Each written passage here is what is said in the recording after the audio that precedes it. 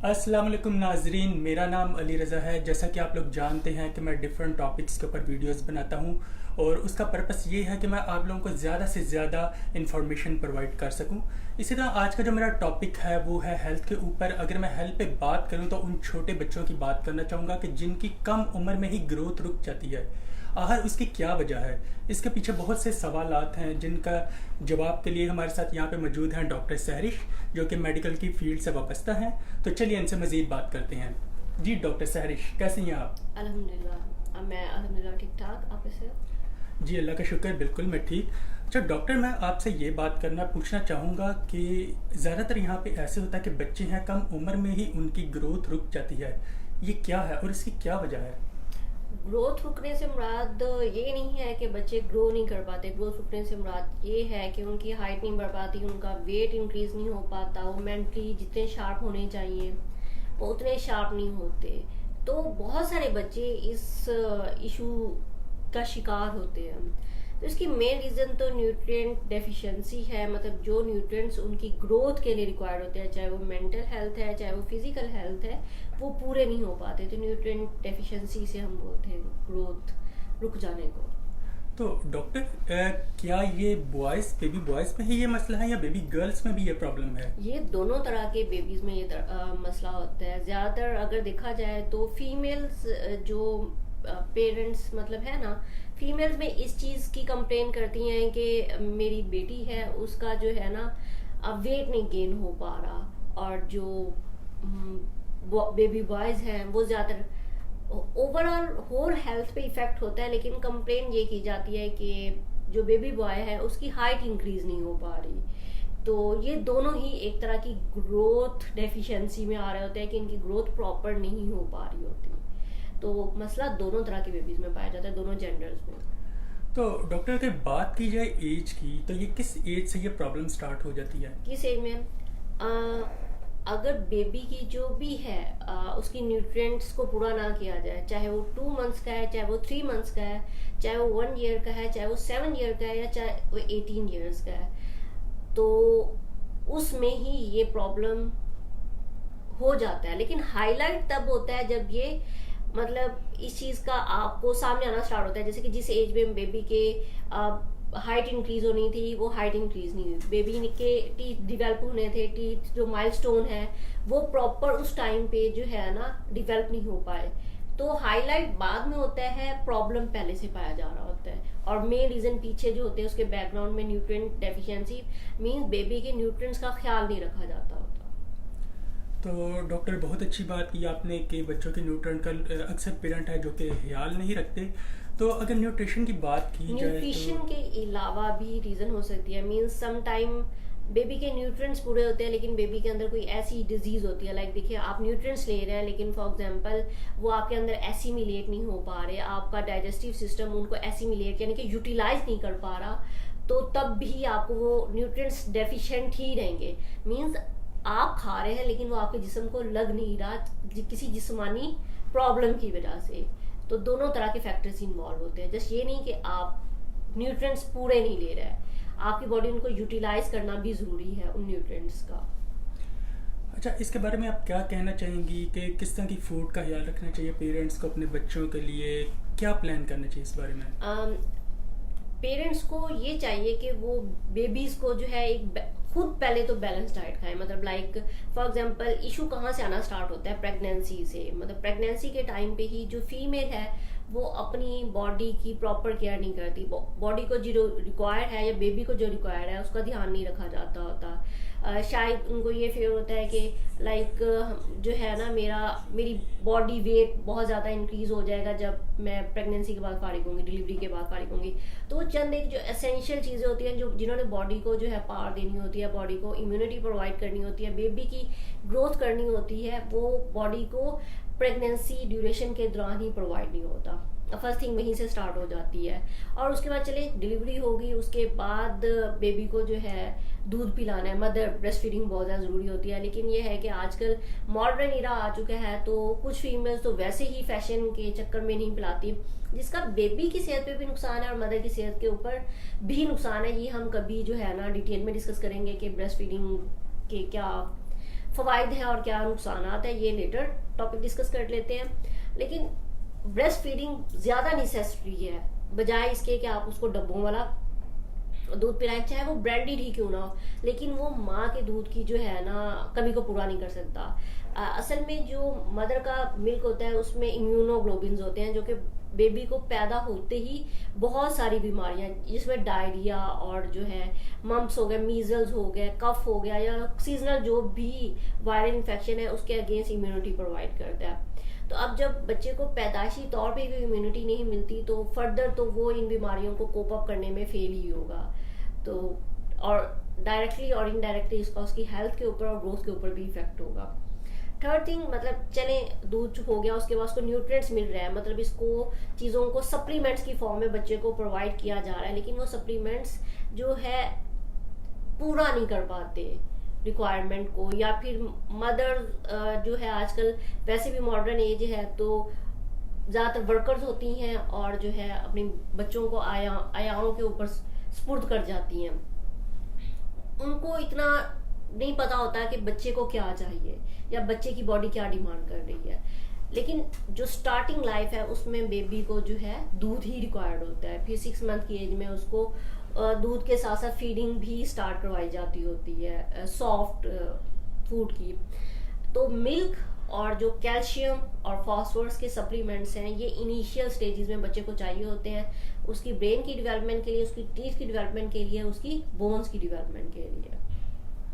Exactly doctor साहिबा, बिल्कुल बहुत अच्छी बातें बताई और यकीनन ऐसा ही होता है। हम अगर अपने माशरे में देखें तो बहुत सी माएँ हैं जो कि लापरवाही करती हैं और उनको बिल्कुल भी ऐसा नहीं करना चाहिए। अच्छा, मैं अब आपसे ये पूछना चाहूँगा कि जो बच्चों की ग्रोथ है, अगर हम लड़कों की ग्रोथ की बात करें तो ये किस एज तक ग्रो करते रहते हैं बच्चे?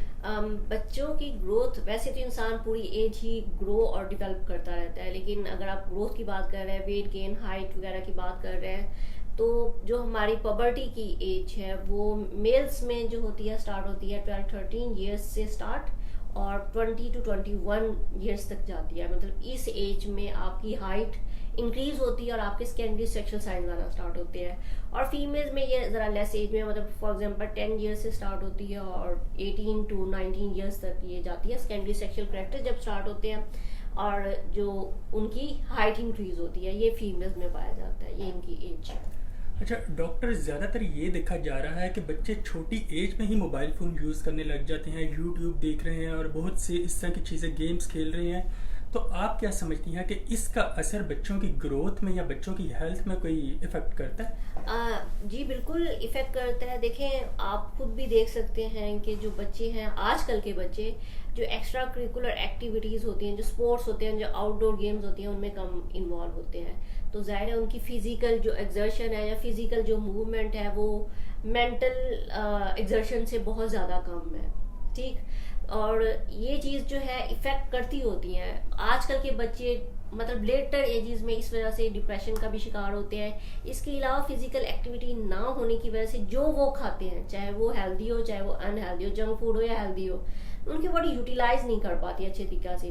मतलब देखिए, बॉडी को यूटिलाइज करने के लिए भी तो पहले आपको उन चीज़ों को मेटाबोलाइज होना ज़रूरी है ना। तो जब आप अपनी बॉडी को वर्क पोजीशन में ही नहीं लाएंगे तो आपकी बॉडी में वो सिर्फ एक पार्ट में, यानी कि लोअर टमी में ही वो जमा होता रहेगा और वहाँ पे फैट ही आता रहेगा। तो पूरी बॉडी में इक्वल प्रोपोर्शन में उसको डिस्ट्रीब्यूट करने के लिए आपको आउटडोर एक्टिविटीज़ का होना बहुत ज़रूरी है। दूसरा, चीज़ें बैलेंस्ड होनी चाहिए। आप यूट्यूब, टीवी, कंप्यूटर्स कुछ भी यूज़ कर सकते हैं, लेकिन इसके साथ साथ आपको अपना आउटडोर को भी मेंटेन करना चाहिए। जब तक चीज़ें बैलेंस रहती है तब तक इंसान हेल्दी रहता है। ये एक कुदरत का भी कानून है। जी बिल्कुल डॉक्टर, बहुत प्यारी बात की आपने। अगर आप इस एक्टिविटीज़ की बात करें तो वो कौन सी स्पोर्ट्स, कौन सी गेम्स ऐसी हैं जो कि बच्चों को आउटडोर में जाके या अपने घर के लॉन में वो करके अपने उनके लिए कौन सी बेस्ट सजेस्ट करती हैं आप? कुछ भी बेस्ट है। जिस एक्टिविटी में बच्चे को इंटरेस्ट है, लाइक कुछ लोगों को फुटबॉल में इंटरेस्ट होता है, कुछ को टेनिस में इंटरेस्ट होता है, कुछ को जो है बैडमिंटन में इंटरेस्ट है, कुछ को स्विमिंग बहुत अच्छी लगती है, कुछ को भागना दौड़ना बहुत अच्छा लगता है। तो लाइक जिस एक्टिविटी में आप बेटर फील करते हो, खुशी महसूस करते हो, जिस एक्टिविटी में आप अच्छे हो, लेकिन उसमें फिजिकल एक्सर्शन है, आप वो करो। अब छोटी एज में हम बच्चों को ये तो रिकमेंड नहीं कर सकते कि आपने फिजिकल एक्सरसाइज करनी है तो आप जिम जाए। आप बच्चों को ये रिकमेंड कर सकते हैं ना कि आप आउटडोर एक्टिविटीज करें, तो साइकिलिंग हो गई, इसके अलावा यही चीजें, फुटबॉल हो गया, वॉलीबॉल हो गया, कुछ भी इस तरह करके आप कर सकते हैं, लेकिन आउटडोर एक्टिविटीज लाजमी होनी चाहिए। जी बिल्कुल। डॉक्टर साहिबा, अगर बात की जाए गर्ल्स की, बच्चियों की एज की जो ग्रोथ है वो कौन सी एज तक होती है, और अगर इनकी ग्रोथ स्टार्ट में ही रुक जाती है तो उनके पेरेंट्स को क्या करना चाहिए और क्या उसके बारे में देखना चाहिए? एक्चुअली में पेरेंट्स जो है ये जो है ना, जिस एज में उन्हें देखना चाहिए उस एज में तो इतने ज़्यादा कंसर्न नहीं रहते होते। जब एज आती है और सोचते हैं कि मतलब अब होना चाहिए, लाइक हमें कंसर्न रहना चाहिए कि हमारी ये एज है, हमारा वेट ये है, हमारी हाइट ये है, क्या ये हम नॉर्मल रूटीन के अकॉर्डिंग है कि नहीं है। इस चीज़ के मतलब हमें अपनी हेल्थ कंसर्न होनी चाहिए, और बच्चों को भी अपनी हेल्थ के मतलब कंसर्न रखना चाहिए। उनको एजुकेट करना चाहिए कि लाइक उनको बताया जाना चाहिए कि आपकी एज ये है, यहाँ पे आपकी हाइट ये होनी चाहिए। अगर आपकी हाइट इतनी नहीं है, वेट इतना नहीं है, तो कुछ ना कुछ गलत चल रहा है। आप या तो अपनी ईटिंग हैबिट्स बेटर करें, या फिर जो है अपने न्यूट्रिएंट्स जो है सप्लीमेंट्स लेना स्टार्ट करें। तो ये चीज होती है, मतलब लाइक किसी बंदे को अलार्म देना कि समथिंग इज हैपनिंग रॉन्ग, तो वो किया जाना चाहिए। बच्चों की जैसे फीमेल की एज के बारे में आप पूछ रहे थे, तो मैंने पहले भी बताया, फीमेल की पबर्टी की एज 10 ईयर से स्टार्ट होती है और 18 to 19 ईयर्स तक जाती होती है। और देखिए मतलब जो चीजें नॉर्मल मतलब पबर्टी एज में होनी चाहिए, अगर वो इस एज में नहीं होती तो तब अलार्म होना स्टार्ट होता है ना कि लाइक ये चीज जो है नॉर्मल नहीं जा रही, तो अब क्या गलत हो गया है। तो आप मतलब मैं ये सिर्फ ग्रोथ के बारे में बात नहीं कर रही, सारी डिजीजेस के मतलब बात कर रही हूँ कि जो भी डिजीजेस है उनका साइकिल यही होता है। लाइक यूर ईटिंग हैबिट्स, आपकी ईटिंग हैबिट्स बेटर नहीं है, आपकी न्यूट्रिएंट्स इनटेक अच्छा नहीं है, या फिर जो आप खा रहे हो वो गुड क्वालिटी नहीं है। आप खा सही रहे हो अपने अकॉर्डिंग से, लेकिन वो क्वालिटी वाला नहीं है। तो ये 3 चीजें ही रीजंस हो सकती हैं, तो आपको इन चीजों के बारे में कंसर्न रहना चाहिए। जी बिल्कुल व्यूवर्स, जैसा कि डॉक्टर साहिबा ने बताया कि पेरेंट्स को छोटी एज से ही बच्चों को मॉनिटर करना चाहिए कि उनकी क्या एक्टिविटीज़ हैं, उनकी फूड ठीक है कि नहीं है, कहीं उनकी ग्रोथ में कोई प्रॉब्लम तो नहीं आएगी, उनको मॉनिटर करना चाहिए।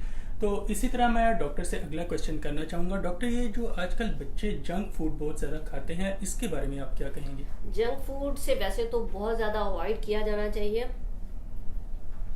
जंक फूड से बहुत ज़्यादा अवॉइड किया जाना चाहिए होता है। लेकिन मैं ये, अब आप किसी पर्सन को भी, जो चीज़ ट्रेंड में आप किसी पर्सन को बिल्कुल रोक नहीं सकते कि इस पे ऊपर बैन लगा दिया जाए कि ये बिल्कुल ही मत खाओ, तो मैं ये रिकमेंड करती हूँ, हाँ जी आप खाएं, लेकिन एक नॉर्मल क्वांटिटी में, बैलेंस क्वांटिटी में जो है आप ये खाएं। फाइबर्स के साथ, ड्रिंक्स के साथ, फ्रूट्स के साथ साथ आप once a week, twice a week, month में एक दफ़ा ये जो है आप है अपनी जो ईटिंग में है आप जंक फूड शामिल कर सकते हैं। तो लेकिन ये है कि आप जो भी फूड खा रहे हैं, चाहे वो हेल्दी है चाहे वो अनहेल्दी है, जंक फूड को मैं अनहेल्दी कंसीडर करती हूँ। जो ऑर्गेनिक नहीं है, अगर आप वो खा रहे हैं तो कम से कम जो उसमें कैलोरीज हैं, आपको अपनी बॉडी को इस चीज में लाना चाहिए कि वो उन जो आप चीज खा रहे हैं, कैलोरीज खा रहे हैं, जो भी कुछ आप खा रहे हैं, वो उनको यूटिलाइज तो करे। मतलब ये तो नहीं कि वो आपकी बॉडी में आके जस्ट जमा हो जाए, बॉडी ने उसको एसिमिलेट भी करना है, जो उसमें न्यूट्रिएंट्स हैं। अगर वो न्यूट्रिएंट्स आपकी बॉडी यूज ही नहीं कर सकती तो उनके खाने का कोई फायदा नहीं है, वो आपको नुकसान ही करेंगे। लाइक जैसे कि पाकिस्तान में, मैं मेंशन करना भूलूंगी, बच्चों में खास तौर पे जस्ट कार्बोनेटेड ड्रिंक्स, यानी कि ये जो कोको कोला है, पेप्सी है, या स्वीट ड्रिंक्स वगैरह है, इनके पीने की वजह से और जंक फूड के खाने की वजह से चिल्ड्रन में, खास तौर पर बच्चों में, डायबिटीज टाइप 2, शुगर जिसे हम कहते हैं शुगर की बीमारी जो है ना, ज़ियाबीत्स, ये बहुत ज़्यादा कॉमन हो गई है। हालांकि ये जो थी बड़ों की बीमारी थी, कोई लेटर एजेस में जाके लीवर जो है डैमेज होता था, और डैमेज होने के बाद उसकी इंसुलिन बनना बंद होती थी। लेकिन आजकल के बच्चों को भी जो है ये इंसुलिन लगना स्टार्ट हो गया, और रीजन क्या है? रीजन जस्ट ये है ओबेसिटी। और ओबेसिटी, मोटापा, मोटापे की क्या रीजन है? मोटापे की ये रीजन है कि आप अच्छा खाते नहीं, और दूसरा अगर आप जो खाते हो आप उसको यूटिलाइज नहीं करते, आपकी बॉडी उसको यूटिलाइज नहीं करती। डॉक्टर, इसके अलावा अगर बात की जाए बच्चों की ग्रोथ की, तो आप और क्या कौन से फैक्टर समझती हैं कि जैसा कि क्या पोल्यूशन से भी कोई इसमें कोई प्रॉब्लम है, जैसे कि बच्चे बाहर जाते हैं, मिट्टी डस्ट वगैरह कुछ ऐसे, या स्मोक कहीं पे धुआं है, क्या ऐसी जगह से बच्चों को लेके न्यूली बॉर्न बेबीज़ जो कि छोटी, क्या इन बातों से कोई इफेक्ट पड़ता है बच्चों की हेल्थ में? जो मतलब यानी कि इफेक्ट इफेक्ट तो पड़ता है, बिल्कुल जाहिर है। जब आप पोल्यूशन में बेबीज को लेके जाएंगे तो उनको बीमारियां तो होंगी, उनको वायरल इन्फेक्शन होंगे, उनको कोई जो भी मौसमी बुखार होगा, मौसमी फीवर हो जाता है सीजनल चेंज होने की वजह से। इससे क्या होता है, इस टॉन्सिल्स, इसके अलावा टॉन्सिल्स सबसे ज्यादा कॉमन रिकरेंट, मतलब यानी कि छोटे से छोटे बेबीज को आप सीजन जैसे भी चेंज हो गया, अभी आप देख रहे हैं मौसमी मौसम चेंज हो रहा है, मानसून का सीजन स्टार्ट हो गया है, तो सबसे ज्यादा हमारे पास केसेस क्या आएंगे, बच्चों के टॉन्सिल्स के केसेस आएंगे या डायरिया के केसेस आएंगे। ठीक है, आप बात कर रहे थे पोल्यूशन या अदर फैक्टर्स की, ये बच्चे की ग्रोथ के ऊपर किस तरह करके इफेक्ट करते हैं। मुझे एक बात बताएं, मतलब यानी कि हम इन जगहों पे बच्चों को लेके जाएंगे, बच्चों की हाइजीन का ख्याल नहीं रखेंगे, उनको खाना जो है अनहाइजेनिक खिलाएंगे, उसके बाद उनको जो है ऑर्गेनिक देंगे ही नहीं। मतलब ऑर्गेनिक तो आजकल खत्म हो गया है कि मतलब किसी ने खाना ही नहीं है। बच्चे रो रहे हैं, उन्होंने बॉटल पीनी है, तो पेरेंट्स क्या करेंगे, उनको जाके बॉटल पिलाएंगे, ये नहीं देखेंगे कि वो उनकी सेहत के लिए कितना नुकसानदायक है, मना करने की बजाय। उसके बाद जो छोटे से छोटे बेबीज हैं, इन्हीं चीजों के खाने की वजह से, लेज और जो है ना, मतलब यानी कि लेज हो गया या फिर ड्रिंक्स हो गए, इनके खाने की वजह से ही जो है बीमारियों का शिकार होते हैं, क्योंकि इनमें कुछ भी जो है ना वो नहीं होता, हाइजेनिक नहीं होता। और दूसरी एक और बात, जो छोटे बेबीज होते हैं जिनको टॉन्सिल्स होते हैं, टॉन्सिल्स, इनकी वजह से जो है ना हाइट इनकी बहुत ज्यादा छोटी रह जाती होती है, क्योंकि हमारे जो टॉन्सिल्स हैं ये थायराइड, मतलब थायराइड के साथ कनेक्टेड होते हैं, हार्मोन सिक्रीट करते हैं, थायराइड स्टिमुलेटिंग हार्मोन, ये हमारे ग्रोथ हार्मोन्स के ऊपर डायरेक्ट इफेक्ट करता है, हाइट को इंक्रीज करता है। तो जिन बच्चों को बार बार टॉन्सिल्स होते हैं, बार बार टॉन्सिल्स होते हैं, और उसके बाद उन बच्चों को जिनके टॉन्सिल्स रिमूव कर दिए जाते होते हैं, उनको हमेशा हाइट का इशू रहता होता है।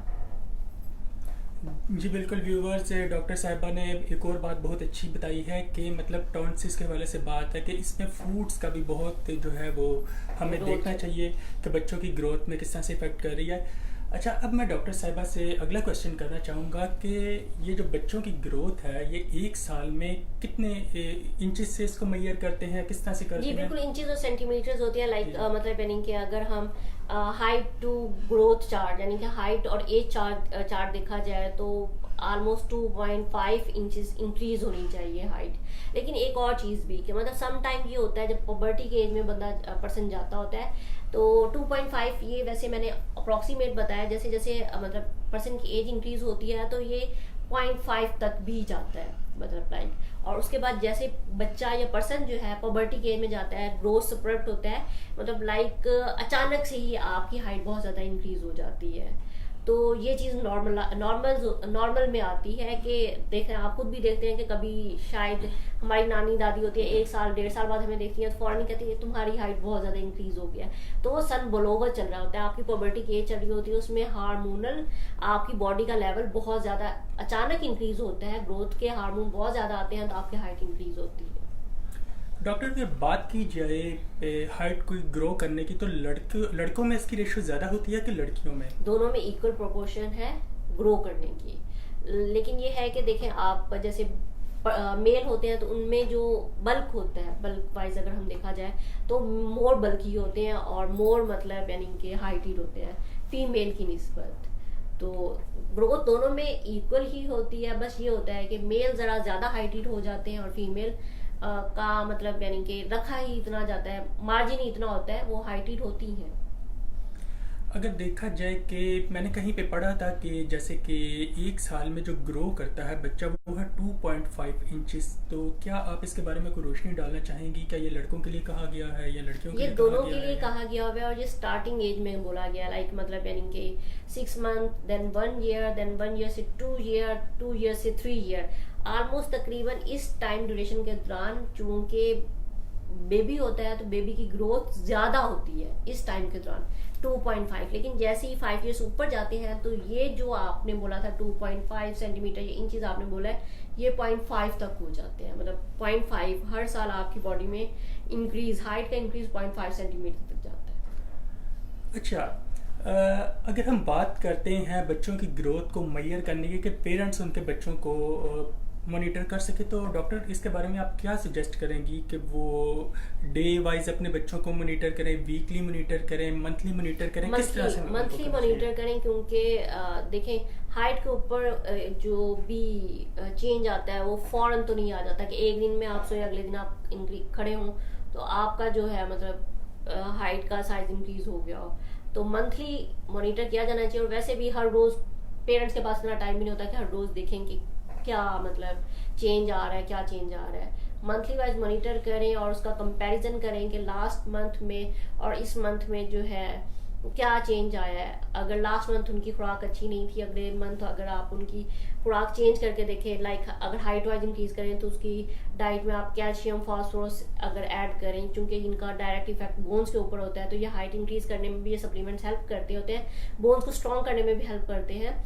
तो आप ये ऐड करके देखें और फिर देखें कि मतलब यानी कि हाइट में कितना फर्क आया, तो आपको मेरे ख्याल में बहुत ड्रास्टिक जो कंपैरिजन है वो वाहिजा फर्क नजर आएगा।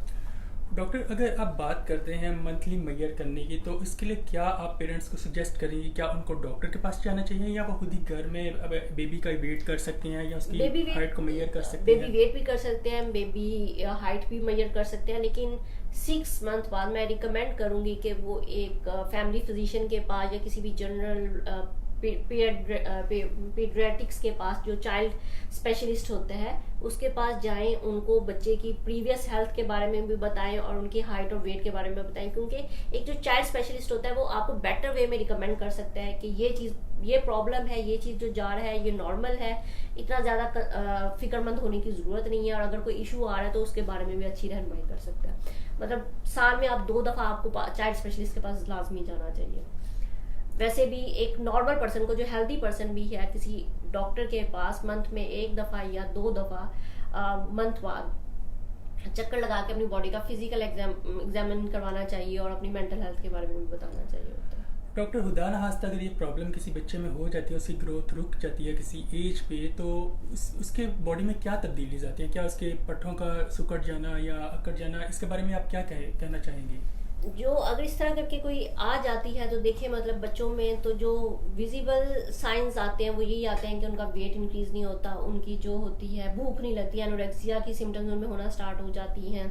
इसके अलावा जो होता है ना, उनकी हाइट इंक्रीज नहीं होती, ये विजिबल सिम्टम्स होते हैं। लेकिन ये सिम्टम्स भी विजिबल इतने नहीं होते, क्योंकि आप मंथ बाद तो नहीं देख सकते कि बच्चे का जो है ना वेट लास्ट मंथ इतना था और इस मंथ इतना है, तो उसको नॉर्मल ही कंसीडर किया जाते हैं। 1 ईयर बाद या 2 ईयर बाद आपको पता लगना स्टार्ट होता है कि बच्चे की जो हाइट है वो रुक गई है। इसके अलावा जो ग्रोथ रुकने के एक और चीज़ भी है, माइंड के ऊपर भी इफेक्ट आता होता है। मतलब कुछ न्यूट्रिएंट डेफिशिएंसी से बच्चों की जो होती है जो है ना मेंटल रिटार्डेड भी हो जाते हैं। लाइक आपकी न्यूट्रिशन आपके माइंड के लिए भी बहुत ज़्यादा जो है ज़रूरी है कि आप जो भी न्यूट्रिएंट्स खाते हैं वो आपकी मेंटल ग्रोथ में भी हेल्प करते होते हैं। तो बच्चे मेंटली रिटार्डेड रह जाते होते हैं। लाइक आपने देखे होंगे कि कुछ बच्चे जो होते हैं बहुत ज़्यादा शार्प होते हैं, कुछ जो होते हैं कम होते हैं। ये जेनेटिक के साथ साथ न्यूट्रिशन का भी इसमें रोल है। और ग्रोथ मतलब न्यूट्रिशन डेफिशिएंसी की वजह से अगर ग्रोथ रुक जाए तो तब भी बच्चों की जो एबिलिटी है किसी भी चीज़ में, चाहे वो लर्निंग हो चाहे वो डेवलपमेंट की एबिलिटी हो, उसमें कम आएगी। अच्छा डॉक्टर, अगर कहीं पे ऐसी प्रॉब्लम होती है कि किसी बच्चे की ग्रोथ रुक गई है और उसके 3-4 साल बाद भी उनके पेरेंट्स को समझ नहीं आ रही कि उसकी ग्रोथ रुक चुकी है या वो ग्रो कर रहा है, तो उसके बारे में आप क्या कहना चाहिए? कि अगर तो वो किसी डॉक्टर से मशवरा करते हैं, उनको इस बात का इल्म होता है कि हाँ उस बच्चे की ग्रोथ रुक रही है या उसका वेट उतना नहीं है जो कि उसकी एज के मुताबिक होना चाहिए, तो आप क्या सजेस्ट करेंगे? क्या उसके वो ट्रीटमेंट करवा सकते हैं या उसका कोई? बिल्कुल, मतलब यानी कि ग्रोथ रुकना कोई इतना मेजर इशू नहीं है। लाइक जब भी ये आपकी नज़रों में गुजरता है या हाईलाइट हो जाता है तो आप इसको फौरन से बैलेंस कर सकते हैं।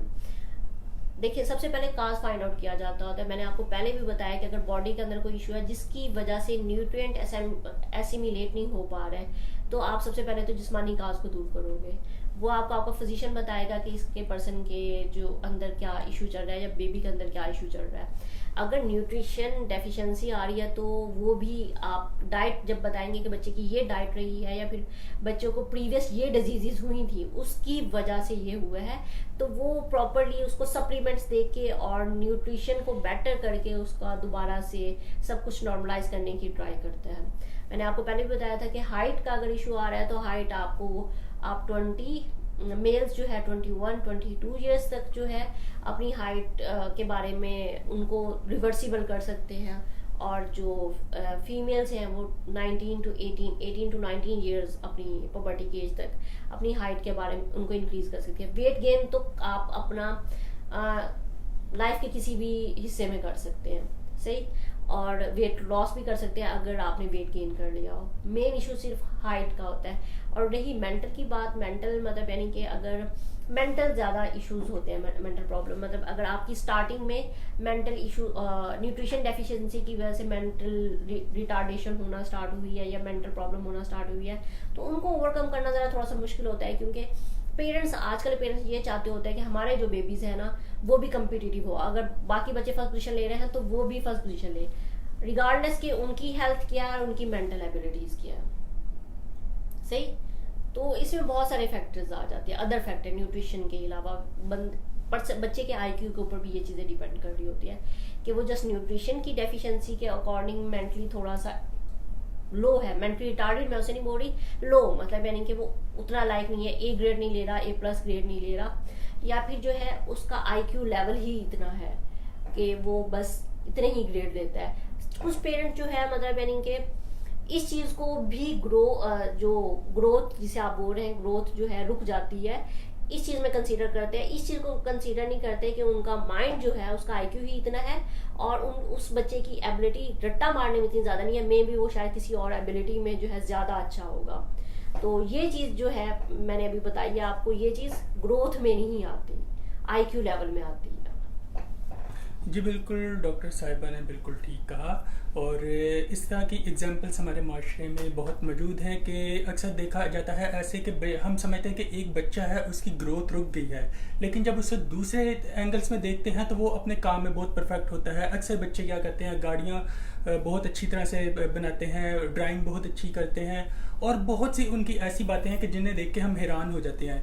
तो बिल्कुल बहुत अच्छा लगा डॉक्टर सारिश से बात करके, और ये थी, इनसे बहुत कुछ सीखा। और इंशाल्लाह ताला दोबारा फिर हम डॉक्टर से बात करेंगे और किसी डिफरेंट टॉपिक पे बात करेंगे। तो अब तक के लिए हम आपसे ये कहना चाहेंगे, अल्लाह हाफिज़। और एक और हम पब्लिक अवेयरनेस मैसेज स्पेशली तमाम पेरेंट्स के लिए, अपने बच्चों के ऊपर ज़रा कम बर्डन डाला करें, उनकी मेंटल हेल्थ का ध्यान रखें, उनकी फिजिकल हेल्थ का ध्यान रखें, उनकी न्यूट्रिशन का ध्यान रखें। ये नहीं कि बच्चा कुछ मांग रहा है और वो उसकी सेहत के लिए अनहेल्दी है तो चूंकि बच्चा रो रहा है तो उसको पकड़ा दें, बल्कि ये देखें कि उसकी सेहत के लिए कितना ज़्यादा ज़रूरी है। उनको हेल्दी चीज़ें प्रोवाइड करें, एक्स्ट्रा करिकुलर एक्टिविटीज़ में इन्वॉल्व करें, अपने बच्चों के साथ फ्रेंडली होने की ट्राई करें, ना कि स्ट्रिक्ट रहें कि मतलब यानी कि दूसरों के बच्चे ऐसा करते हैं तो आपको भी ऐसा करना है। बच्चों के साथ फ्रेंडली रहें, उनसे उनकी प्रॉब्लम्स पूछें, उनसे उनके सोल्यूशन डिस्कस करें। अल्लाह हाफिज़। अल्लाह हाफिज़।